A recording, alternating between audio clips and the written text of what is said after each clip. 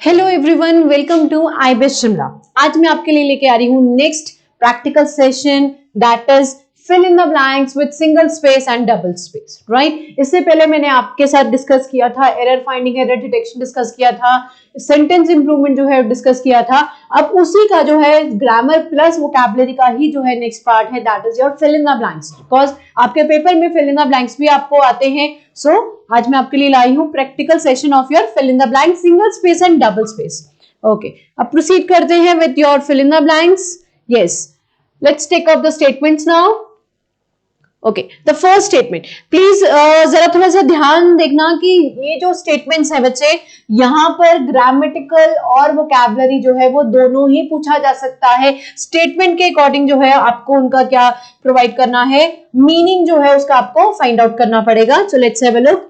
The economic dash has affected our sales. The economic dash has affected our sales. अब यहाँ पर आपको जो ऑप्शन दी गई है, यहाँ पर देखा जाए तो वोकैबुलरी के अकॉर्डिंग जो है वो ऑप्शंस हैं। The first one is your touch down, ठीक है, touch down. Next one is your show down, the third one is your slow down and then there is a crack down. ठीक है, अब यहाँ पर प्लीज एक चीज का जरूर ध्यान देना कि स्टेटमेंट में पूछा गया है और आपको फिल इन द ब्लैंक जो है किस अकॉर्डिंग प्रोवाइड करना है। यहाँ पर वोकैबुलरी जो है वो डिमांड की जा रही है and you know the meaning of economic, ठीक है, that is the economy of the country या इकोनॉमी ऑफ द स्टेट या इकोनॉमी ऑफ एनीथिंग। तो यहाँ पर इकोनॉमी जो है वो बात कर रहे हैं, अपनी सेल्स के बारे में बात की जा रही है। तो यहाँ पर टच डाउन के बारे में बात नहीं होगी because there is nothing at the point of touch down. Show down, कोई चीज को शो डाउन नहीं किया जा रहा है बिकॉज यहाँ पर बच्चे इफेक्टेड वर्ड को यूज कर दिया गया है स्टेटमेंट में। तो इफेक्टेड है तो इसके कारण ना तो टच डाउन आएगा ना आपका स्लो डाउन आएगा, और क्रैक डाउन जो है वो एक टिपिकल वर्ड नहीं है इसको यूज करने का। अगर बच्चे आप थोड़ा सा इन्फ्लेशन का टॉपिक भी अगर पढ़ते हैं तो उसमें भी ये आपके इकोनॉमिक की सब्जेक्ट की वोकैबुलरी है जहां पर क्या यूज किया जाता है, स्लो डाउन। तो यहां पर आपका जो फिल इन द ब्लैंक्स है यहां पर क्या आ जाना चाहिए, that is your slow down is the right word. ये इकोनॉमिक की वोकैबुलरी वर्ड है, राइट। ओके, प्रोसीड करते हैं नेक्स्ट की तरफ। Yes, next one is please have a look to the statement. $10 dash too much to pay, ठीक है, $10 dash too much to pay। यहाँ पर ग्रामेटिकल जो है ग्रामर जो है वो यूज की जा रही है, ठीक है। ऑप्शंस हैं आपके पास, फर्स्ट वन आर है, देन इज है, third one is could and the fourth one is were, ठीक है। अब बच्चे स्टेटमेंट जो है इस को स्टेटमेंट को समझने के लिए आपको जो बेसिक ग्रामर का टॉपिक है उसका आपको समझना बहुत जरूरी है and that topic is being called as your syntax. Syntax का मतलब होता है that is your subject verb agreement, right. Subject और वर्ब का जब हम एग्रीमेंट स्टडी करते हैं तो वो सारी चीजें स्टेटमेंट को हमें एक जो विजन है समझने का, पढ़ने का, जो स्टेटमेंट को समझने का एक जो मेथड है वो प्रोवाइड करता है सिंटेक्स का टॉपिक। और नॉर्मली ग्रामर लैंग्वेज में बच्चे हम इसको V5 भी कहते हैं, दैट इज एस और ES का फैक्टर, राइट।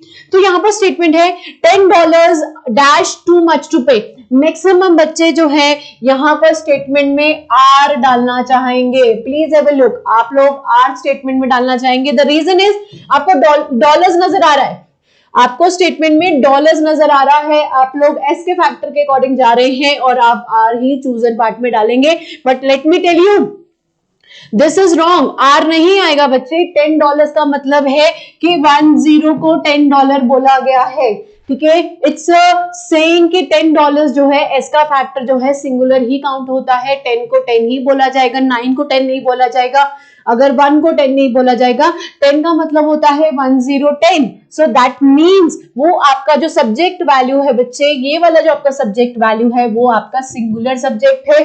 और अगर सिंगुलर है तो आपका जो वर्ब है वो भी क्या जाना चाहिए, सिंगुलर ही जाना चाहिए। So this is your syntax, right. $10 बोला गया है, एक सिंगल वर्ड को बोला गया है। सो प्लीज इस चीज का ध्यान रखना। जब कोई भी स्टेटमेंट बेशक साउंड प्लूरल में करती है बट कहीं ना कहीं जाके वो डेफिनेट नंबर पे रुक जाती है, याद रख लेना, कहीं ना कहीं वो डेफिनेट नंबर पे अगर रुक जाती है तो हम उसको सिंगुलर वर्ब ही, सिंगुलर सब्जेक्ट ही मानते हैं और वर्ब भी सिंगुलर ही देते हैं। This is very important rule under your syntax, right. Okay, move on करते हैं नेक्स्ट की तरफ। बच्चे सिंटेक्स के रूल्स भी मैं आपके साथ लेके आऊंगी डिस्कशन के लिए, बिकॉज सिंटेक्स के रूल्स जो हैं बहुत ही इंपॉर्टेंट है और एक सिंटेक्स ही एक ऐसा टॉपिक है ग्रामर में जो आपको आपकी पूरी ग्रामर का आउटलुक प्रोवाइड करता है, ठीक है। So let's move on to the next statement right now. Okay,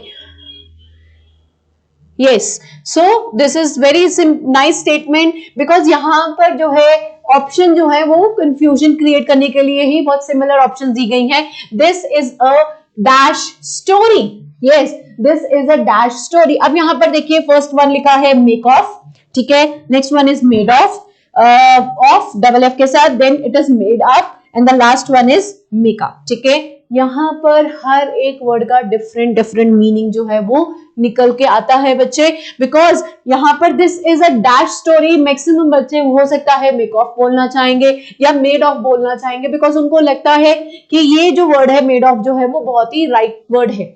देखो मैंने आपको पहले वाले लेक्चर्स में भी बताया था बच्चे, सुनने वाली ग्रामर को नहीं एक्सेप्ट करना बिकॉज दैट इज रॉन्ग। आपको ग्रामर जो है rectified on the conditional on the rules जो है उसके अकॉर्डिंग ही जाना है, अपार्ट फ्रॉम आप अपने स्टेटमेंट्स को गलत ही करेंगे, ठीक है। अब यहां पर देखिए मैं आपको तीनों के मीनिंग्स पहले बताऊंगी। मेक ऑफ का मतलब होता है टू हरी अवे, मीन्स किसी चीज में जल्दी करना, ठीक है। यहां पर ये इसका मीनिंग निकल रहा है, तो यहां पर तो स्टोरी के अकॉर्डिंग जो है कोई भी ऐसी बात निकल के नहीं आ रही, राइट। नेक्स्ट वन है मेड ऑफ। मेड ऑफ जो है वो आपका पास्ट टेंस है, किसका पास्ट टेंस है? आपके मेक ऑफ का, ठीक है। प्लीज इस चीज का ध्यान रखना, ये आपका मेड ऑफ जो है वो आपका पास्ट टेंस है मेक ऑफ का, ठीक है। और उसके बाद जो आपका है मेड अप, मेड अप जो है, मेड अप का मतलब है ओवर मेड अप का है एडजेक्टिव है जिसका मतलब होता है किसी चीज को इन्वेंट करना, ठीक है, इन्वेंट करना या किसी चीज का बनाना, ठीक है। यहाँ पर भी बनाने को लेके बात हो रही है but not exactly it is going on that way. यहाँ पर जो है बनाने की बात जरूर है बट कोई इन्वेंशन बनाने की बात नहीं हो रही, एक स्टोरी बनाई गई है, so that is your makeup. Makeup जो है that is to create something, ठीक है, जिसका मतलब होता है किसी चीज को क्रिएट करना बच्चे, किसी चीज को नॉर्मली मोड में बनाना, समथिंग किसी चीज को बनाना, टू फॉर्म समथिंग, तो इसका यहाँ पर ये मतलब है। और यहाँ पर ये जो है आपका मेकअप जो है बच्चे वो फ्रेजियल वर्ब है यहाँ पर, तो इस अकॉर्डिंग जो स्टेटमेंट में क्या लिया जाएगा? मेकअप। रेस यहां पर आपके स्टेटमेंट में मेकअप आएगा बिकॉज बच्चे देखो जरा, ऑफ लगा है, मेक ऑफ लगा है, मेड ऑफ लगा है, बहुत ही सुनने में बहुत ही नियर बाय लगते हैं कि हाँ यही चीजें आ जानी चाहिए। आपको इनका भी जो है वोकैबुलरी मीनिंग, ग्रामेटिकल मीनिंग जो है वो पता होना चाहिए, अपार्ट फ्रॉम स्टेटमेंट आपका क्या बताना चाहता है, स्टेटमेंट किस तरीके से मीनिंग कन्वे कर रहा है, उसके अकॉर्डिंग आप जो फिल इन द ब्लैंक्स जो है वो चूजन पार्ट में रखेंगे, right. So this was your explanation to this statement. Move on करते हैं next की तरफ. Yes, this is a very important statement. Let's have a look. The flash of the torch dash a cobra. Yes, the flash of the torch dash a cobra. Exposed, उसने expose किया, exposed a cobra, या display किया, displayed, या disclosed किया, या revealed किया। अब देखो 4 ऑप्शन जो है वो नियर बाय ऑप्शंस पे जाती हैं बच्चे। फिल इन द ब्लैंक्स में सबसे इंपॉर्टेंट चीज ऐसी ही होती है। प्रॉब्लम क्या होती है कि इसमें बहुत रीजनेबल क्या रहता है कि जैसे आपके पास ऑप्शन है ए बी सी डी के ऑप्शन है, right. Please have a look, linkage कैसे बनाया जाता है, ए और सी नियर बाय वर्ड्स दे देंगे और बी और डी दे देंगे, तो आपको पता है कि आपके पास एक सेट है और दूसरा सेट है। अब एक सेट अगर आपको लगता है चूजन है तो दोनों में से आप सिलेक्ट कर सकते हो कौन सी राइट ऑप्शन है। कभी कभी पेयरिंग ऐसे बना देंगे ए और बी की, या सी और डी की, या ए और डी की, या आपकी बी और सी की पेयरिंग बना देते हैं। एटलीस्ट सॉरी 4 ऑप्शंस में से हमारे पास 2 ऑप्शन जो है वो निकल जाती हैं, 2 ऑप्शंस में हम चूज कर सकते हैं। तो काफी केसेस में ऐसा रूल आता है, लेकिन मैक्सिमम केस में तो ये भी हो जाता है, जैसे A B C D option दी है तो 3 ऑप्शन जो है वो मर्ज हो रही होती है, लास्ट ऑप्शन जो है वो साइड निकल जाती है। तो 3 ऑप्शन जो है, 3 ऑप्शंस में से आपको एक ऑप्शन जो है वो चूज करनी पड़ेगी फिल इन द ब्लैंक्स में। नहीं तो एक और पैटर्न इसमें फॉलो किया जाता है, जिसमें आपकी बच्चे आपकी जो चारों ऑप्शंस हैं वो डिफर पोजीशन पे होती हैं, ये कहीं से भी नियर बाय मैच नहीं कर रही होती, and this is the right way of doing your fill in the blanks, right. Because at least इसमें इतना तो पता लग जाता है कि चारों ऑप्शन डिफर है, उसमें से एक आएगा। आपको जब यहाँ पर कंफ्यूजन वहां क्रिएट होती है जहां पर 2 ऑप्शन मैच कर रही होती है कि कौन सा वर्ड जो है वो चूजन रहेगा। Special reference goes to your preposition and somehow with the vocabulary also, right. अब यहां देखते हैं यहां पर क्या रहेगा, एक्सपोज्ड, ठीक है। अब कोई क्रिमिनल नहीं है जिसको आप एक्सपोज कर रहे हो, तो यहां पर कोबरा के बारे में बात हुई है, और कोबरा को तो जब जैसे ही फ्लैश ऑफ द टॉर्च पड़ी है तब दिखा गया है, एक्सपोज नहीं किया गया है। प्लीज हैव अ लुक, तो एक्सपोज तो यहां नहीं आएगा। डिस्प्ले कोई it's not an item, it's not a unique piece, कोई म्यूजियम में रखा हुआ कोई पीस नहीं है जिसको डिस्प्ले किया जाए, सो display option is also gone. उसके पास है डिस्क्लोज्ड, कोई सीक्रेट नहीं है कि आप उसको डिस्क्लोज किया जा रहा है, सो अगेन जो डिस्क्लोज ऑप्शन जो है वो भी गलत होती है। Yes, your right option is revealed, flash of the torch revealed a cobra। Please एक चीज का ध्यान रखना, cobra was there only according to the statement, cobra वहीं था, जैसे ही टॉर्च की जो लाइट है उस पर पड़ती है तो कोबरा रिवील्ड होता है, कोई डिस्प्ले नहीं होता, कोई आप क्या कहते हैं एक्सपोज नहीं कर रहे हो, ठीक है। So right answer will be your display. Please go for the exact meaning of the words given, बहुत इंपॉर्टेंट है, बहुत अच्छा से इंपॉर्टेंट माना जाएगा कि अगर फिल इन द ब्लैंक क्या पूछ रहा है किस अकॉर्डिंग आपको उसका आंसर जो है वो देना पड़ेगा, that is more required. Please read the fill in the blanks very carefully, right. Okay, move on करते हैं। Okay, let's have a look to the statement. Yes, we must avail ourselves every opportunity that comes dash way। आप please यहाँ पर एक चीज का ध्यान रखिए, यहाँ पर 2 fill in the blanks पूछे गए हैं और सबसे इजी होते हैं 2 fill in the blanks को आंसर करना, बिकॉज देखो फर्स्ट ऑप्शन में आपको 2 ऑप्शन दी जाती है, हर एक मतलब 2 ऑप्शन दी गई है। तो अगर in case, please have a look, अगर इन केस आपको फर्स्ट ऑप्शन का आंसर नहीं मिल रहा है, सेकंड का मिल रहा है, तो जो सेकंड का होगा वहीं पे फर्स्ट का आएगा, ठीक है। ये थोड़ा सा एक आपके लिए कह सकती हूँ बहुत ही बेनिफिशियल बात रह जाती है कि हम इस तरीके से इस चीज को देख सकते हैं, ठीक है। अब यहां पर देखिए क्या है, वी मस्ट अवेल आवरसेल्व्स, ठीक है। सेल्फ बोला गया है, रिफ्लेक्सिव प्रोनाउन का यूज किया गया है, आवरसेल्व्स। अब यहां पर क्या जाना चाहिए, dash every opportunity that comes dash way, तो यहां पर तो ये लग रहा है opportunity that comes in our way. Second fill in the blanks तो कंप्लीट होता है इन लगा के। अब first fill in the blanks में हमारे पास ये 2 ऑप्शन तो कट हो जाती हैं, ठीक है। अब ये 2 ऑप्शन रहती हैं जिसमें इन तो दोनों सेकंड में आ रहा है, लेकिन फर्स्ट वाले में ऑफ या ऑन आना चाहिए। तो let's have a look, we must avail ourselves on every, नहीं ऑन नहीं आएगा, तो यहां पर आएगा आपका of every opportunity that comes in our way. Of means हर एक अपॉर्चुनिटी के बारे में बात की गई है, ऑन होता तो उसके ऊपर होता, उसके ऊपर नहीं बोला गया है, एक अपॉर्चुनिटी के लिए बोला गया है, so that will be your of every opportunity, right. तो इस तरीके से बच्चे आप double fill in the blanks को क्या कर सकते हैं, सॉल्व कर सकते हैं बहुत easily, right. Okay, yes, let's have a look to the statement. Yes, hopes of a settlement depends on the dash of the discussion, ठीक है। अब यहाँ पर एक चीज में बात की गई कि किसी जो सेटलमेंट्स हैं, होप्स ऑफ द सेटलमेंट्स हैं, वो किस पे डिपेंड करती हैं, dash of the discussion. Let's have a look at the options. Findings of the discussion mean जो भी डिस्कशन की फाइंडिंग्स निकली उस पे, या आउटकम क्या था, ठीक है, या ब्रेक थ्रू या रेजोल्यूशंस। तो ऑप्शन जो है बहुत ही नियर बाय में जा रही है, चारों ऑप्शन ही नियर बाय में है यहाँ पर। अब आपको जो है राइट वर्ड जो है फिल इन द ब्लैंक्स के लिए चूज करना है। और बच्चे यहाँ पर जो राइट वर्ड है, let me tell you, hopes of the settlements, यहाँ पर बहुत ही अच्छे से एब्स्ट्रैक्ट फॉर्म में वर्ड यूज किया गया है, सेटलमेंट्स एंड डिपेंड्स के बारे में बात कर रहे हैं, डिस्कशन हुई है, डिस्कशन जब होती है तो उसका जो है आउटकम निकलता है और उसका ना तो कोई फाइंडिंग्स होती तो आगे सोल्यूशन के लिए हम बात करते, बट यहाँ पर डिस्कशन हो चुकी है और डिस्कशन होने के बाद जो फाइनल रिजल्ट क्या निकलता है बच्चे, हम उसको आउटकम कहते हैं। प्लीज अब लोग यहाँ पर वोकैबुलरी यूज की गई है। Let me tell you the meaning of outcome and result. यहाँ पर दो चीजें वर्ड बोली गई हैं, आउटकम और रिजल्ट। आउटकम क्या होता है बच्चे, रिजल्ट आपका एक सिंगल इंडिविजुअल चीज में आपका जो रिजल्ट आता है, जैसे कि स्कूल में आपका जो है रिजल्ट आया, आपकी मार्कशीट आई, ठीक है, फर्स्ट यूनिट टेस्ट की मार्कशीट आई, सेकंड की आई, थर्ड की आई, फाइनल की आई, ये तो आपकी मार्कशीट होगी, ये रिजल्ट हुआ, ठीक है। लेकिन स्टडीज के साथ साथ आपकी एक्स्ट्रा एक्टिविटीज कौन सी हैं, तो होलसम आपका जो प्रोग्रेस जो चार्ट बनता है वो आपके पूरे साल का आपको क्या बताता है, आउटकम बताता है। तो इसी तरीके से रिजल्ट और आउटकम में डिफरेंस होता है।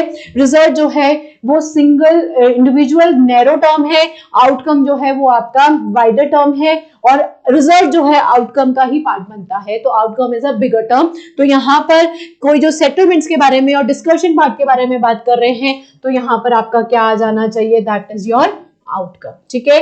प्लीज वोकैबुलरी, थोड़ा वोकैबुलरी के अकॉर्डिंग जो है स्टेटमेंट को आप समझने की कोशिश कीजिए, because they are more accepted.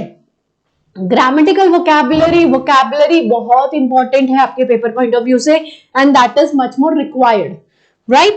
Okay, आगे मूव ऑन करते हैं नेक्स्ट स्टेटमेंट की तरफ। Okay, let's have a look. ये शायद स्टेटमेंट आपको थोड़ा सा नॉन स्टेटमेंट लग रही होगी, बिकॉज ऐसी ही स्टेटमेंट मैंने आपके साथ पहले भी डिस्कस की है। It is time we dash with determination. Yes, please यहां पर एक चीज का ध्यान रखिए, इट इज टाइम यूज किया गया है, it is time is your expression, ठीक है। वी जो है वो आपका क्या है बच्चे, सब्जेक्ट है, and with determination is a left over part of the statement, ठीक है। यहाँ पर ग्रामर के अकॉर्डिंग फॉलो किया जा रहा है, और यहाँ पर जो आपका स्ट्रक्चर फॉलो किया जा रहा है वो ये है it is time plus subject plus past. ये आपका पास्ट टेंस का जो रूल है उसको फॉलो कर रहा है, तो यहाँ पर क्या आएगा, it is time we acted.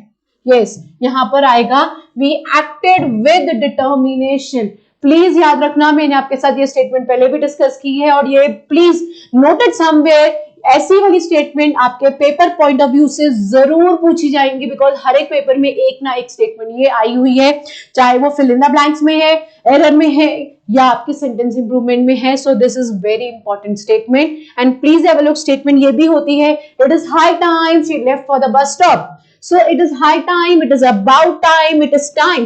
ये सारे एक्सप्रेशंस हैं जो कि पास्ट टेंस की बात करते समय बोले जाते हैं, सब्जेक्ट प्लस पास्ट टेंस आता है। सो प्लीज इस रूल को फॉलो कीजिए, ये टेंसेस का आपका रूल है, ठीक है। ओके, मूव ऑन करते हैं, and please note it somewhere. ये स्टेटमेंट आपको पेपर में जरूर आएंगी, very important. Okay, look at the next statement, please have a look. Yes, only one of the boys dash not done the homework given yesterday. Yes, अब एक चीज का ध्यान रखना, यहाँ पर boys जो है वो आपका क्या बनता है, प्लूरल सब्जेक्ट बनता है। तो आपके रूल, बेस रूल के अकॉर्डिंग अगर आपका जो सब्जेक्ट है वो प्लूरल है तो आपका वर्ब भी प्लूरल जाना चाहिए। This is the rectified base rule of your syntax, right. But the problem is कि यहां से स्टेटमेंट नहीं शुरू हो रही है, स्टेटमेंट हो रही है यहां से only one of the boys.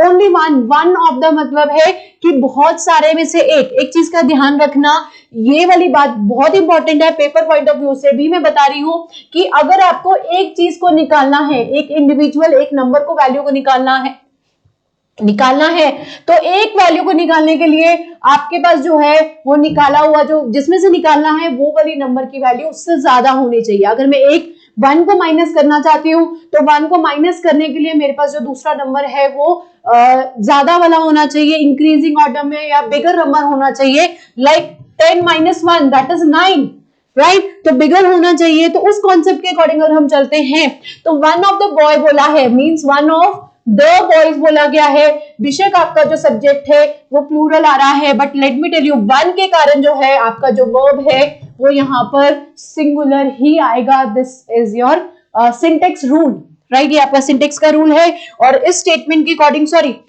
Is नहीं आएगा, स्टेटमेंट के अकॉर्डिंग क्या आएगा आपका, यहां पर हैज आएगा, right? So only one of the boys has not done homework given yesterday, तो यहां पर जो verb है वो क्या है आपका, सिंगुलर ही लिया जाएगा।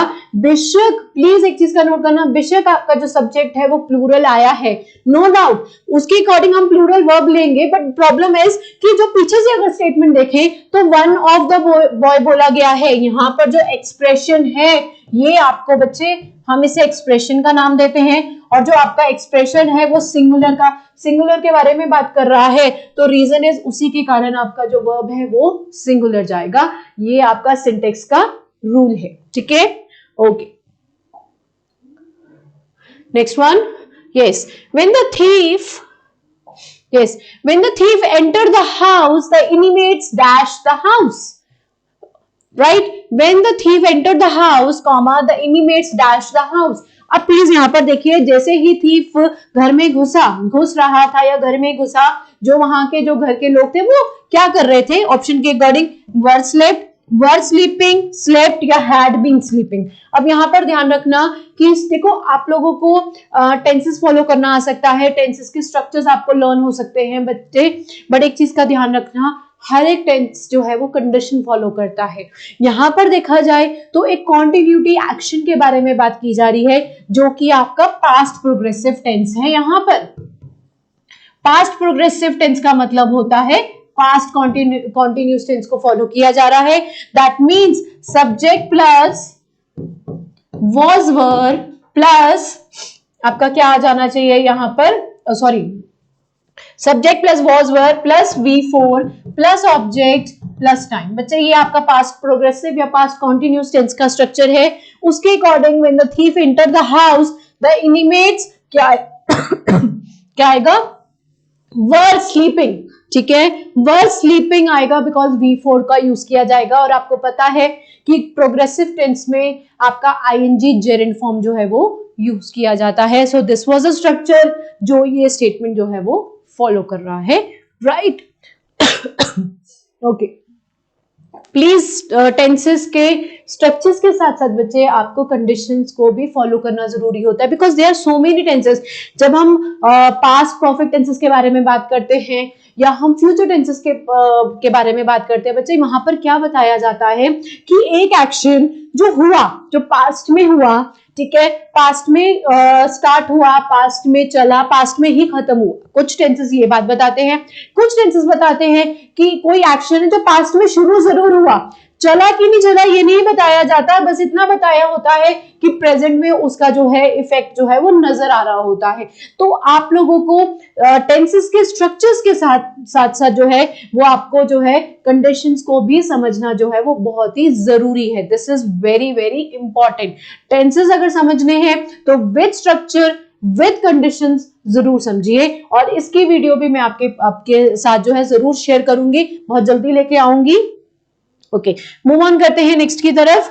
ओके, अब यहां पर देखिए मैं आपके पास जो स्टेटमेंट शेयर कर रही हूँ, जितनी भी स्टेटमेंट्स लाई हूँ वो आपके पेपर पॉइंट ऑफ व्यू से लाई हूँ, साथ में हर एक जो है जैसे एरर डिटेक्शन था, सेंटेंस इंप्रूवमेंट है और अब फिल इन द ब्लैंक्स है, हर एक जगह पे बच्चे ग्रामर और ग्रामर प्लस वोकैबुलरी जो है और वोकैबुलरी का यूज किया जा रहा है।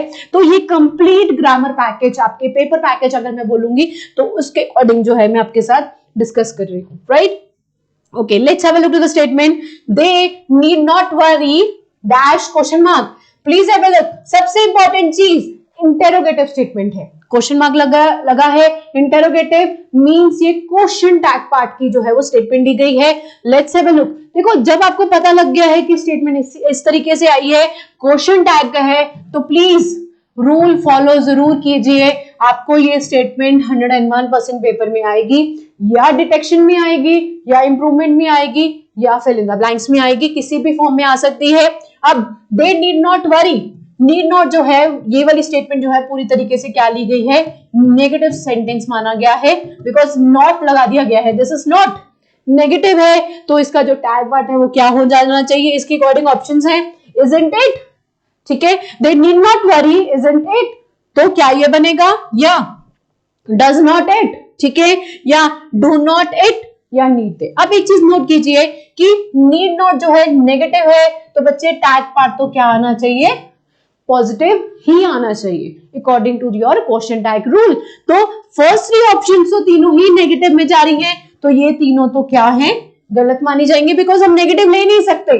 The reason is already negative sentence जा चुका है, तो टैग पार्ट तो क्या आएगा आपका, पॉजिटिव ही आएगा। तो लास्ट ऑप्शन जो है दैट इज नीड दे जो है वो यहां पर एप्लीकेबल रहेगी। The reason is negative sentence positive tag, positive sentence negative tag, तो क्वेश्चन टैग रूल जो है वो यूज किया जा रहा है in the form of your fill in the blanks, right. So don't forget this rule, this is very important, very very. Okay, next की तरफ चलते हैं। Okay, now let's move on to the fill in the blanks. Yes, double space fill in the blanks है। Let's have a look, यहां पर vocabulary, vocabulary, simple vocabulary या grammar plus vocabulary या सिर्फ ग्रामर जो है, इस तीन पैटर्न में जो है वो पूछा जा सकता है आपको डबल स्पेस में। Yes, okay, dash, sorry, the dash of the chief was dash upon him. Yes, यहां पर एक स्टेटमेंट है, चीफ के बारे में बात हो रही है, तो स्टेटमेंट बहुत ही अनवांटेड है, कुछ समझ में नहीं आ रहा, बिकॉज ना स्टार्टिंग समझ में आ रही है, मिडिल में भी कुछ ऐसा गिवन नहीं है, तो अनवांटेड स्टेटमेंट चल रही है। इसको समझने के लिए हमें जो है कंप्लीट जो है ऑप्शंस देखनी पड़ेंगी, बिल्कुल देखनी पड़ेंगी। Let's move on to the first option. The name of the chief was dismissed upon him. तो it can't happen, ऐसा नहीं है, बिकॉज स्टेटमेंट इसी अकॉर्डिंग नहीं जा रही है, तो इसको तो ले ही नहीं सकते, बिकॉज नेम अगर हम डाल भी दे फर्स्ट ऑप्शन में, but chief was dismissed upon him, तो वो जो है ग्रामेटिकली इनकरेक्ट है, बिकॉज सेंस ही नहीं बन रही है स्टेटमेंट की, तो this is your wrong statement. Next is the title of chief was imposed upon him.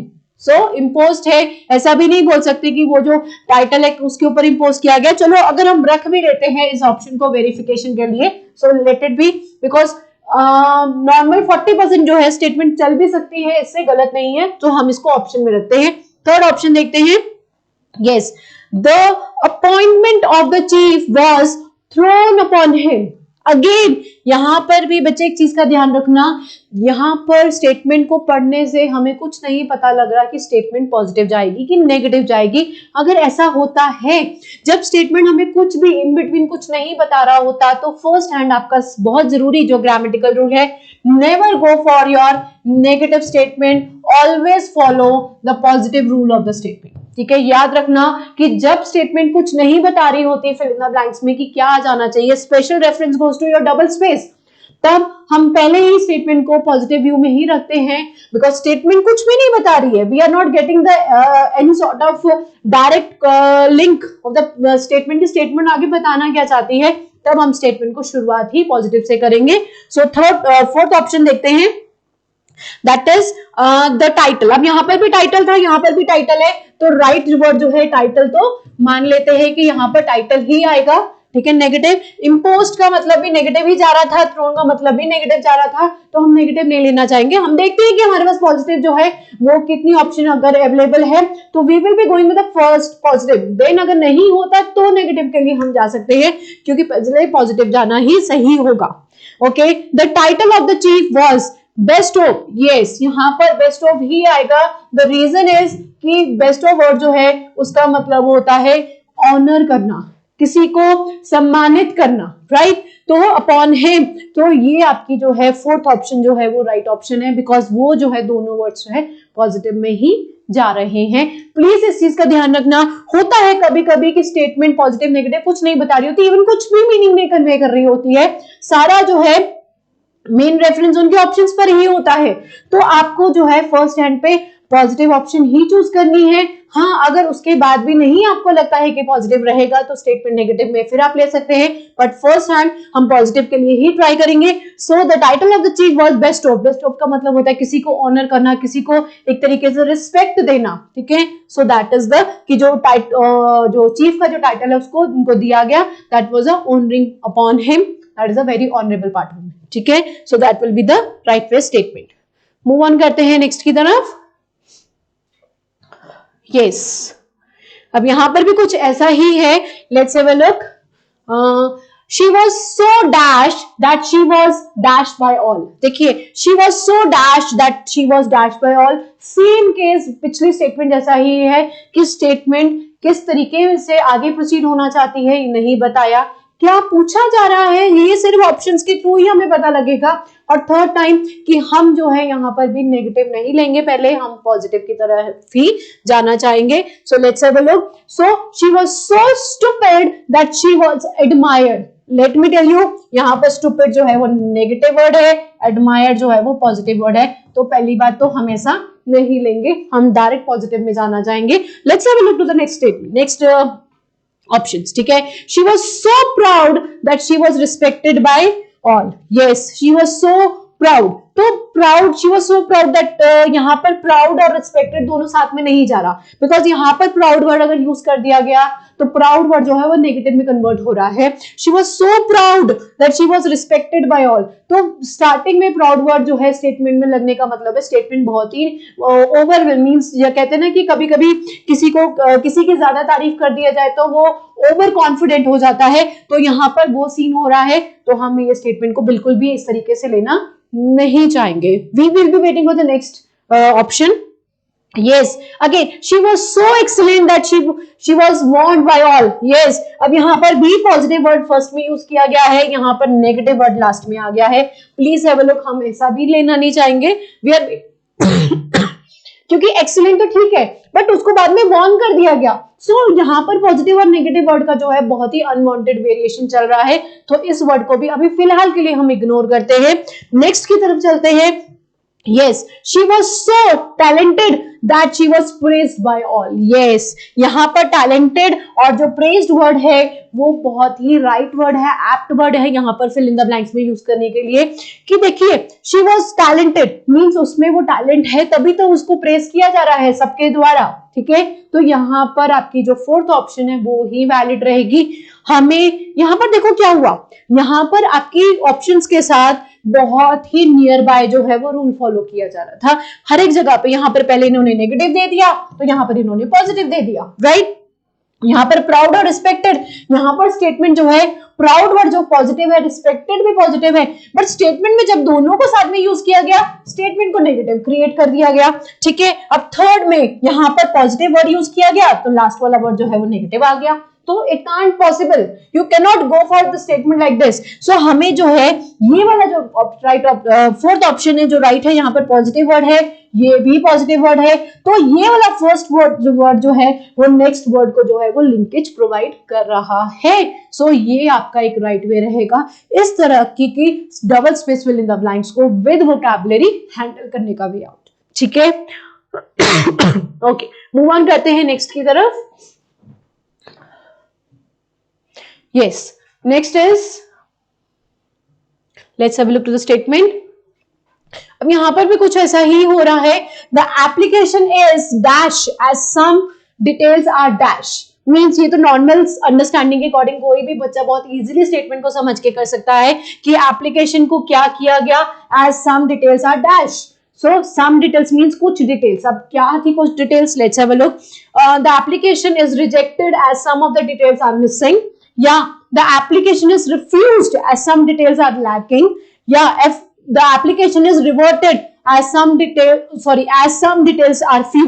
तो यहाँ तो ये गलत होगा, ये वाली स्टेटमेंट नहीं मानी जाएगी।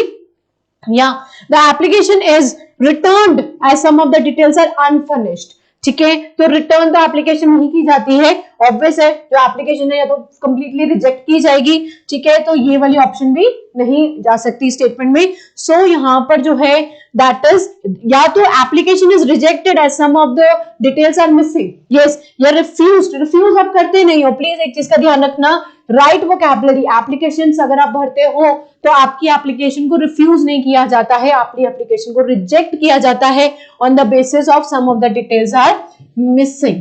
तो यहाँ पर नियर बाय वोकैबुलरी थी, तो आप लोग जब फॉर्म भरते हो बच्चे, you know that is a vocabulary of filling of some of the forms, तो फर्स्ट टाइम अगर एप्लीकेशन में कुछ लूप होल्स होते हैं तो उसको रिजेक्ट किया जाता है, ना कि उसको रिफ्यूज किया जाता है, ना कि उसको कुछ रिवर्टेड किया जाता है, नॉट इवन रिटर्न किया जाता है. So this is the right way of doing this type of statements. बच्चा यहाँ पर भी जो ऑप्शंस गिवन थी वो नियर बाय ऑप्शन थी. अब ये जो है नॉर्मली टेक्निकल लैंग्वेज हम देख सकते हैं कि टेक्निकल लैंग्वेज जो है यहाँ पर फॉलो की गई है, बिकॉज हर एक सब्जेक्ट का, हर एक प्रोफार्मा का कोई ना कोई टेक्निकल पार्ट जरूर होता है. चाहे आप कंप्यूटर एप्लीकेशंस पे बात कर लीजिए, चाहे आप सब्जेक्ट मैटर में बात कीजिए. अब सब्जेक्ट मैटर में हिस्ट्री का सब्जेक्ट है तो हिस्ट्री का जो वर्ड है, जैसे एक वर्ड है डिफीट, ठीक है, वो हिस्ट्री का वर्ड है, लेकिन डिफीट का मतलब होता है हराना, ठीक है, तो वो हिस्टोरिकल बात में अगर बात की जाएगी तो उसको, अब नॉर्मल फाइट में हम नहीं बोलेंगे कि यार तुम्हारी फाइट हो रही है, यार तुमने उसको डिफीट किया. No, there is a fight. आप जीते हो या हारे हो तो उस सेंस में डिफीट नहीं बोला जाएगा, बट हिस्टोरिकल में, हिस्ट्री के सब्जेक्ट में the word will be correlate with defeat only. तो इस तरीके से टेक्निकल लैंग्वेजेस इस फॉर्म में यूज की जाती हैं. इस चीज का भी आप ध्यान रख सकते हैं. और ये ऐसी इंफॉर्मेशन के लिए I would request you to go for your reading habit of your any sort of articles, any sort of op-ed page of review newspaper या कोई भी आप न्यूज जो है वो फॉलो कर सकते हैं, पढ़ सकते हैं. रीडिंग हैबिट जरूर क्रिएट कीजिए, ये आपकी ग्रामर एनहांस करेगी, साथ में आपका जो एक वोकैबुलरी है, वोकैबुलरी की जो नॉलेज है वो आपको जरूर प्रोवाइड करेगी. So please I would request you, please follow this one. Okay, move on करते हैं नेक्स्ट की तरफ.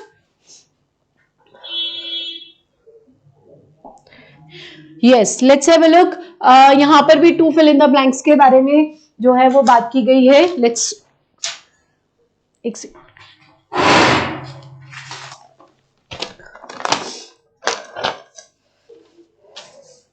Yes, let's have a look. Okay, it was once dash that being overweight was healthy. Nowadays, few people subscribe to this viewpoint. ठीक है, अब यहाँ पर देखो बहुत ही स्टेटमेंट एक नॉर्मल मोड में जा रही है, कहीं पर कंडीशनल वर्ड जो है वो कंडीशनल बनाई जा रहा है, कंडीशन क्रिएट की जा रही है स्टेटमेंट में, दैट इट वाज वंस, ठीक है, पहले की बात हो रही है, that being overweight was healthy, consider किया जाता था कि जो ओवरवेट है वो हेल्दी माने जाते थे, लेकिन कुछ टाइम बाद जो है लोगों ने इस पे अपने जो व्यू पॉइंट्स जो है वो प्रोवाइड करने शुरू कर दिए हैं. सो लेट्स हैव अ लुक. अब इट वाज वंस क्या, देखो यहाँ पर पहले रूमर्ड, ठीक है, रूमर्ड है, यहाँ पर सिंगल है, यहाँ पर भी जो है double fill in the blanks की जरूरत है. तो ये तो बहुत ही इजिली हैंडल होगा, बिकॉज यहाँ पर दो वर्ड्स दिए हैं, यहाँ पर सिंगल वर्ड है तो ये कनेक्टेड नहीं रहेगा.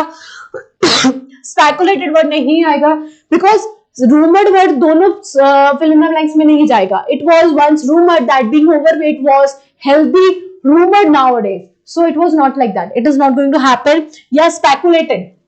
It was once speculated that being overweight was healthy. Speculated nowadays. So इस तरह की ऑप्शन तो ऑलमोस्ट रिजेक्ट हो जाती है अगर ऐसे दिया जाए आपको. नेक्स्ट में देखते हैं.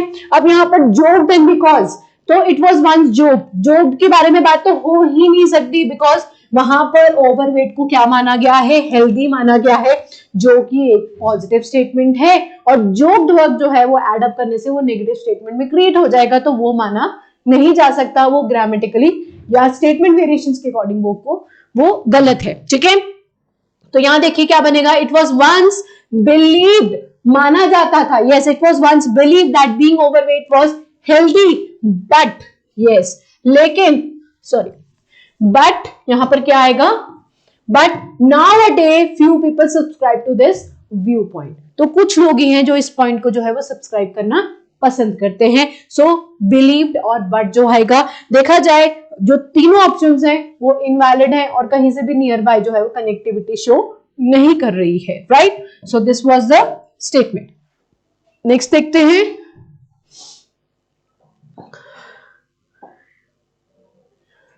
Okay, let's have a look.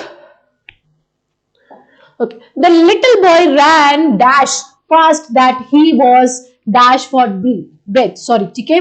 तो यहाँ पर स्टेटमेंट बहुत ही इजी है, कोई इतना डाउटफुल नहीं है, बहुत ही इजीली हैंडल कर सकते हैं. So let's have a look at the options. The little boy ran too fast that he was fighting for breath. ठीक है, सो आई डोंट थिंक सो कि ऐसा कुछ जो है वो होना चाहिए, but we can still go for the next option to be sort out. The little boy ran very fast that he was struggling for breath. Very fast. ठीक है। So struggling for breath can be say, अब यहाँ पर भी ये first option second option near by ही जा रहा है, गलत नहीं है। So next one, the little boy ran so fast that he was inhaling for breath, inhaling अंदर सांस ले रहा, ठीक है, ठीक है, ये भी नियर बाय जाएगा, गलत नहीं हम मान सकते हैं, बिकॉज ये तीनों ऑप्शंस अभी तक नियर बाय ही जा रही हैं। लास्ट ऑप्शन रीड आउट करते हैं, the little boy ran so fast, ठीक है, यहाँ पर सो फास्ट आ सकता है, बहुत ज्यादा फास्ट वो दौड़ रहा है, that he was gasping, yes, gasping is the right word. Gasping means breath, जैसे गैस्पिंग होता है ना कि सांस नहीं आ रही and you are just making yourself कि हाँ सांस लेने की कोशिश की जा रही है, गैस्पिंग फॉर ब्रीथ, कि हाँ कहीं ना कहीं से सांस आ जाए। तो गैस्पिंग का जो वर्ड है वो यहाँ पर राइट वोकैबुलरी है। Let me clear one thing बच्चे, चारों ऑप्शन बिल्कुल ठीक मानी जा रही है, गलत नहीं है, let me tell you, but जो यहाँ पर जो है गैस्पिंग का मतलब है कि एक तरीके से लड़ना, कि सांस आ जाए, मीन्स बहुत मुश्किल से कोशिश करना, उसका मतलब होता है गैस्पिंग। तो फाइटिंग नहीं हो रहा है, फाइटिंग और गैस्पिंग नियर बाय माने जा सकते हैं, बिल्कुल भी नियर बाय नहीं है, बट नियर बाय मीनिंग जो है वो फाइंड आउट जरूर हो सकता है, स्ट्रगलिंग भी हो सकता है और इनहेलिंग भी हो सकता है, बट यहाँ के अकॉर्डिंग, स्टेटमेंट के अकॉर्डिंग जो है गैस्पिंग वर्ड जो है वो ज्यादा सुटेबिलिटी शो कर रहा है। सो ऐसा अगर होता है तो प्लीज आपको फॉलो वोकैबुलरी रूल करना है कि कौन सा वर्ड जो है वो कितना ग्रेडिंग पोजीशन ले रहा है। एक ही वर्ड यहाँ पर फाइटिंग, गैस्पिंग, स्ट्रगलिंग और इनहेलिंग जो है वो एक ही लाइन के वर्ड्स हैं, सारे वर्ड्स है नियर बाय ही सराउंड कर रहे हैं, बट कौन से वर्ड को जो है वो आप टॉप पोजीशन देना चाहेंगे उसके अकॉर्डिंग जो है आप स्टेटमेंट को हैंडल कर सकते हैं। ये पॉइंट जो है थोड़ा सा डिफिकल्ट हो सकता है, but still you can do it, go for your vocab enhancement, ठीक है। आपको वोकैब की नॉलेज बहुत अच्छी इसमें होनी चाहिए। Special reference goes to your nearby words. Please ध्यान रखना, फिल इन द ब्लैंक्स में मैक्सिमम कंफ्यूजन क्रिएट होती है जब वर्ड जो है वो नियर बाय मीनिंग के ऑप्शंस में दे दिए जाते हैं, और सबसे बड़ी प्रॉब्लम वहीं पे हमारे लिए क्रिएट होती है कि फिल इन द ब्लैंक्स में क्या आना चाहिए। ऐसी वोकैबुलरी में भी होता है, प्रेपोजिशंस के केस में भी ऐसा ही हो जाता है, ठीक है। ओके, मूव ऑन करते हैं नेक्स्ट की तरफ। Yes, let's have a look to the statement. Okay, he went there dash, right? He went there dash. I think statement. Okay, he went there dash. अब वो कैसे जाता है? On foot जाता है, walking on foot जाता है, by foot जाता है, with foot जाता है। अब इसको थोड़ा सा मैं आपको बहुत क्लियरली समझाऊंगी। सबसे बड़ी बात, walking on foot. He went there walking on foot. बच्चे वो पैरों पर ही चल के जा रहा है, तो एक उसी चीज को बताने की जरूरत नहीं है, ठीक है। वॉकिंग ऑन फुट ऑब्वियस है कि अगर आप कहीं पर चल के जाओगे तो पैरों पर ही चल के जाओगे, तो ये चीज को स्टेटमेंट में दोबारा बताने की जरूरत नहीं है, बिकॉज आप उसके सहारे पे नहीं चल रहे हो, तो वॉकिंग ऑन फुट ऑप्शन नहीं ली जा सकती, because it is understood, it is a natural part कि आप पैरों पर ही चलोगे, तो what is the reference of going on की वॉकिंग ऑन फुट, पैरों से ही चलते हो, तो ये बताने की जरूरत नहीं है किसी की आप चलते कैसे हो, तो ये गलत रहेगा, ठीक है। बाय फुट, अब बाय फुट भी इसलिए गलत होगा बिकॉज आप पैरों के द्वारा नहीं चलते हो। Please have a look, this is a rectified statement कि मैक्सिमम बच्चे हैं। सो स्टेटमेंट आती है he walks by foot. Let me tell you, ये आपको स्टेटमेंट पेपर्स में पूछी गई है, he walks by foot. Maximum बच्चे जो है वो बाय का यूज करना चाहते हैं, बाय जो है बेशक प्रेपोजिशन है, ठीक है, वो एक चीज बताती है, बाय का मतलब होता है बच्चे के द्वारा, ठीक है, के द्वारा मीन जब आप किसी के द्वारा चलते हो, तो आप ऐसा तो नहीं चलते हो ना कि आपकी जो लोअर बॉडी पार्ट है वो पहले चल रहा है, अपर बॉडी पार्ट बाद में चल रहा है, कि पहले लोअर बॉडी पार्ट मूव करेगा फिर अपर बॉडी पार्ट मूव करेगा, ऐसा नहीं होता है, ठीक है। आपका जो अपर बॉडी पार्ट है आपके लोअर बॉडी पार्ट पे ही है, सो रेफरेंस ये रहता है कि आप पैरों पर ही चलते हो, द्वारा नहीं चलते हो। द्वारा तब बोला जाएगा जैसे कि the old man walks by a stick, ठीक है, वो स्टिक के सहारे से चलता है, स्टिक के द्वारा चलता है, तो उसमें द्वारा बाय आएगा। अपार्ट फ्रॉम पैरों पर चलने के लिए बाय नहीं यूज किया जाता, सो ये भी गलत है, ठीक है। अब विद और बाय जो है वो कोरिलेट कर रहा है, ठीक है। अब पैरों के साथ चल रहे हो, विद चल रहे हो, नहीं, ऐसा भी नहीं माना जाएगा, बिकॉज पैरों पर ही चल रहे हो बच्चे आप। सो स्टेटमेंट जाती है he went there on foot, ठीक है, आप पैरों पर ही चलते हो, द्वारा या विद या ऑन नहीं चल रहे हो, ठीक है, तो इस चीज का ध्यान रखना। He went there on foot, देखो ऑन फुट और walking on foot, let me tell you, यहाँ पर इस चीज को मैं जरूर क्लियर करना चाहूंगी, ऑन फुट और वॉकिंग ऑन फुट जो है वो सेम है, ठीक है, गलत नहीं मान सकते, ऑन फुट तो राइट आंसर है। वॉकिंग ऑन फुट का मतलब है कि आप उनको स्टेटमेंट को क्यों इतना रेफरेंस पार्ट में डालना चाहते हो, कि आप बताना चाहते हो कि पूरी दुनिया तो जो पैदल है जो है वो फुट पे चलती है, और आप आगे ज्यादा रेफरेंस बताना चाहते हो, ये अंडरस्टूड है कि चला पैरों पर ही जाता है, तो ये चलने का जो एस्पेक्ट है वो दोबारा नहीं बताएगा, बिकॉज ये यूनिवर्सल फैक्ट है, तो हम इसको इस लैंग्वेज में एक अनवांटेड एक्स्ट्रा बात करके ये बात नहीं करेंगे, तो सिंपल फॉर्म में स्टेटमेंट रखी जाएगी, he went there on foot, right, तो ये आएगा इसका आंसर, ठीक है। मूव ऑन करते हैं। Okay, let's have a look at the statement. Yes, he was dashed by nature and so avoided all company. Means एक किसी के नेचर के बारे में बात हो रही है, यहाँ पर भी vocabulary है, nature and so avoided by all company.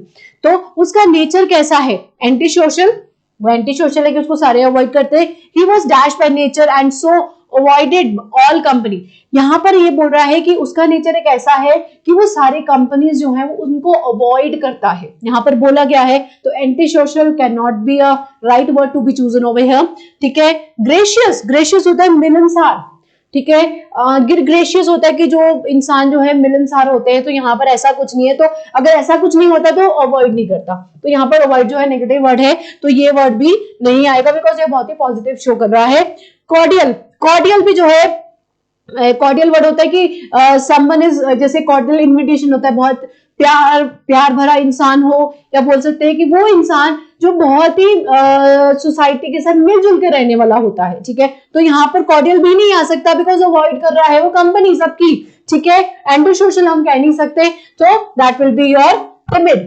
He was timid by nature, timid का मतलब होता है बहुत ही कह सकते हैं कि अनवांटेड जो पर्सन होता है, बहुत ही नॉट सो नेगेटिव, नेगेटिव नहीं होता है, टिमिड वो वाला पर्सन होता है कि जो बहुत ही डरपोक टाइप का होता है, ठीक है, कॉवर्ड टाइप का होता है, डरपोक होता है, बहुत इजीली हर एक कंडीशन को हैंडल नहीं कर सकता है, जो हर एक चीज से, छोटी छोटी चीजों से डरता है, सो कह सकते हैं कि he was timid by nature so he avoided all company, तो बिल्कुल ही टिमिड वर्ड जो है यहाँ पर बहुत ही सूटेबल रहेगा, कि वो बहुत ही डरपोक किस्म का जो है वो लड़का है, उसका नेचर ऐसा है, तभी तो वो सबकी कंपनी को क्या करता है, अवॉइड करता है, so that will be the suitable word over here. Okay, yes, let's have a look at the next one. Okay, he dashed to help me and called me a fool. अब देखो, he dashed to help me, यहां तक तो statement बहुत अच्छे से चल रही है, बट लेफ्ट ओवर स्टेटमेंट जो है वो बहुत ही नेगेटिव पार्ट बना चुकी है, called me a fool, तो आपका जो स्टेटमेंट है स्टार्टिंग भी ऐसा ही होना चाहिए। आप स्टार्टिंग में क्या कर सकते हैं, he refused to help me and called me a fool, means उसने मेरी हेल्प करने से मना कर दिया और मुझे फूल बोला, ठीक है, या तो ये he denied to help me and called me a fool, ये भी माना जा सकता है। he offered to help me and called me a fool, तो ऑफर तो नहीं आएगा, बिकॉज ये थोड़ा सा पॉजिटिव मान लिया गया है। he thought to help me and called me a fool, mean उसने सोचा फिर उसने मुझे क्या कहते हैं फूल बोला, तो ये भी नहीं माना जाएगा, because according to the vocabulary statement में इन वर्ड्स को नहीं जो है वो इंसर्ट कर सकते हैं हम। सो हमारे पास दो ऑप्शन रह जाती हैं, या तो रिफ्यूज के साथ जाए या तो डिनाइड के साथ जाए, तो राइट वर्ड जो है रिफ्यूज और डिनाइड जो है बच्चे वो सेम मीनिंग वर्ड्स आ रहे हैं, सेम आ रहे हैं, गलत नहीं है, बट आई थिंक जो राइट चूजन पार्ट है, जो आपको हाईएस्ट अगर रैंक दोनों में से किसी वर्ड को देना है, that will be your refuse word. Denied होता है मना कर देना, रिफ्यूज का मतलब ही मना है, बट स्टेटमेंट में जो रिफ्यूज वर्ड है वो ज्यादा सूटेबल जा रहा है। डिनाइड वर्ड जो बच्चे किसी फॉर्मल लैंग्वेज में बोला सकते हैं कि किसी चीज को डिनाई किया गया, मना किया गया, बट रिफ्यूज तो एक वर्ड है कि आप किसी को भी रिफ्यूज कर सकते हैं, दोनों सेम मीनिंग कन्वे कर रहे हैं, but according to the statement usage के अकॉर्डिंग देखा जाए तो डिनाइड जो है थोड़ा सा फॉर्मल वे में बोला जा सकता है, और रिफ्यूज जो है वो नॉर्मली इनफॉर्मल वे में बोला जा सकता है। तो he refuse to help me and called me a fool, so that will be your right option over here. Right, moving on to the next one. Let's have a look. Yes, अब यहां पर भी देखिए statement किस according चल रही है। Yes, due to heavy rains, ठीक है, due to heavy rains, please ध्यान रखना, मैंने आपको पहले भी बताया था रेन्स और रेन वर्ड दोनों से ही होते हैं, इसको ग्रामेटिकली इनकरेक्ट मानते हुए मत चलना, बिकॉज रेन का मतलब होता है ड्रॉपलेट ऑफ वाटर और रेन्स का मतलब होता है हैवी रेन, ठीक है। दोनों वर्ड्स अगर इस तरीके से कहीं पर भी स्टेटमेंट में यूज होते हैं तो दे आर ग्रामेटिकली करेक्ट। ये पहले आपको स्टेटमेंट मैंने आपको सेंटेंस इंप्रूवमेंट में जरूर करवाई है, एरर फाइंडिंग में भी था, ठीक है। Water had dash in the low lying area. अब due to heavy rains means बहुत बारिश हुई है, वाटर हैड, वाटर क्या हो चुका है लो लाइंग एरिया पे। अब लो लाइंग एरिया आपको पता है कि जितनी बारिश आती है तो लो लाइंग एरिया में पानी इकट्ठा हो जाता है। नॉर्मल स्टेटमेंट अंडरस्टैंड करवा रही है अपना मीनिंग, तो हम इसका जो फिल इन द ब्लैंक्स है, गैदर्ड, इकट्ठा होना, वर्ड तो ठीक है इकट्ठा ही हो रहा है, ठीक है, बट राइट है कि नहीं देखते हैं। उसके बाद स्टेगनेंट, यस, स्टेगनेंट का मतलब होता है रुका हुआ होना। असेंबल्ड, यस, यहां से वहां से सारी जगह से आके असेंबल्ड हुआ है, ठीक है। एंटर्ड मींस एंटर हुआ है, तो right, let me tell you, entered word नहीं आएगा बिकॉज लो लाइंग एरिया में तो ऑलरेडी पानी आ चुका है, ठीक है, तो यहां पर एंटर्ड वर्ड नहीं लेंगे। अब गैदर्ड, पहले हम असेंबल की तरफ देखते हैं। अब असेंबल वर्ड जो है, असेंबल का मतलब इधर से उधर से उधर से असेंबल हो रहा है, आगे क्या ऐसा कुछ नहीं बताया गया है, तो असेंबल्ड वर्ड जो है वो राइट वर्ड नहीं है यहाँ पर फिल इन द ब्लैंक्स के लिए, माना वो नियर बाय वोकैबुलरी शो जरूर कर रहा है। उसके बाद गैदर्ड, ठीक है, गैदर्ड का मतलब इकट्ठा होता है, स्टेगनेंट का मतलब भी इकट्ठा होता है। Let me tell you the difference, gathered का मतलब भी टुगेदरनेस है और स्टेगनेंट का मतलब है उसी भी जगह पे आके रुक जाना, ठीक है। नियर बाय मीनिंग जरूर प्रोवाइड हो रहे हैं बच्चे, बट यहाँ पर जो राइट ऑप्शन है वो स्टेगनेंट की होगी। द रीजन इज स्टेगनेंट का मतलब होता है वहां पर इकट्ठा होके वहीं पे रुका हो जाना, गैदर्ड का मतलब ये नहीं होता है। गैदर्ड का मतलब गैदरिंग तो जरूर है लेकिन रुकना नहीं होता है। तो यहाँ पर जब बात बोली गई है water had स्टेगनेटेड in the low lying area, वहां पर इकट्ठा होके रुका हो पानी जो है उसको हम स्टेगनेटेड वाटर बोलते हैं, तो यहाँ पर स्टेगनेंट जो है वो राइट ऑप्शन रहेगी चूजन के लिए। यू नो दैट वाटर जो है वो स्टेगनेंट होता है, राइट और गैदरिंग जो है वो लोगों की गैदरिंग होती है, पानी की गैदरिंग नहीं होती है। Let me tell you, gather जरूर किया जा सकता है लेकिन अगर कहीं पर रुके हुए पानी के बारे में बात करनी है तो वो स्टेगनेंट ही बोला जाएगा, वो गैदर्ड वर्ड के साथ वोकैबुलरी नहीं ली जाएगी। Right one, okay, move on करते हैं नेक्स्ट की तरफ।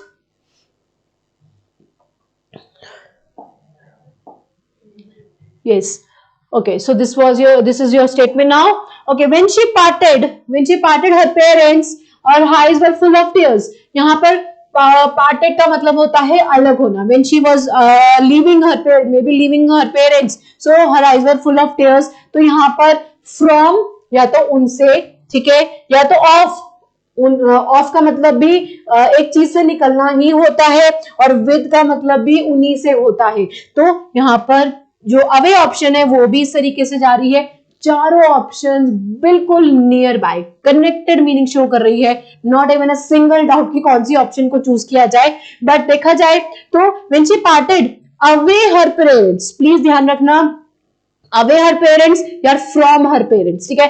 अवे होगा अलग से, लेकिन किससे अलग से स्टेटमेंट को बताना पड़ेगा। तो यहाँ पर when she parted from her parents, please have a look, from means उनसे कहां से वो अलग हुई है, कहां से वो दूर हुई है, अपने पेरेंट्स से दूर हुई है, फ्रॉम हर पेरेंट्स हुई है, तो यहाँ पर जो है फ्रॉम वर्ड ज्यादा अच्छे से आएगा, सुटेबल रहेगा। अवे हर पेरेंट्स बोला जाएगा तो वो तो उनसे अलग हुई है ना। सो यहाँ पर जो है ये पार्टेड वर्ड जो है वो डिफाइन कर रहा है कि किससे वो अलग हुई है, फ्रॉम हर पेरेंट्स हुई है। तो ये पार्टेड वर्ड जो है वो इजिली बता रहा है कि फ्रॉम आना चाहिए, ना कि अवे, ऑफ या विद आना चाहिए, बिकॉज पार्टेड वर्ड अपने आप में जो है यूज जब किया जाता है बच्चे तो फ्रॉम प्रेपोजिशन को ही यूज किया जाता है। So this is your right answer for this. Okay, so आज के लिए आपके लिए जो क्या कहते हैं fill in the blank, single space और डबल स्पेस, इस तरीके से मैंने आज आपको एक्सप्लेन किया है। अब जो नेक्स्ट पार्ट है वो भी मैं आपका ग्रामर पार्ट ही लेके आऊंगी, साथ साथ में कुछ रूल्स भी हैं जो आपको मैं साथ साथ में समझाने के लिए कुछ वीडियोस लेके आऊंगी। सो प्लीज थोड़ा सा ग्रामेटिकली हर एक स्टेटमेंट को व्यू करना। एक स्टेटमेंट को पढ़ने का तरीका बच्चे, ग्रामेटिकली एक स्टेटमेंट को आप किस तरीके से व्यू करते हो, आधा काम वहीं पे खत्म हो जाता है कि आपको ग्रामर हैंडल करनी आ जाती है। So let me tell you, please go for your syntax topic, go for your tenses topic, because there are so many things they are important. So next मैं आपके लिए इसी तरीके की एक एक्सरसाइज और लेके आऊंगी जिसमें ज्यादा आप ग्रामर होगा, वोकैबुलरी भी होगी. So I will be discussing that part on the next video. So thank you so much. Thank you.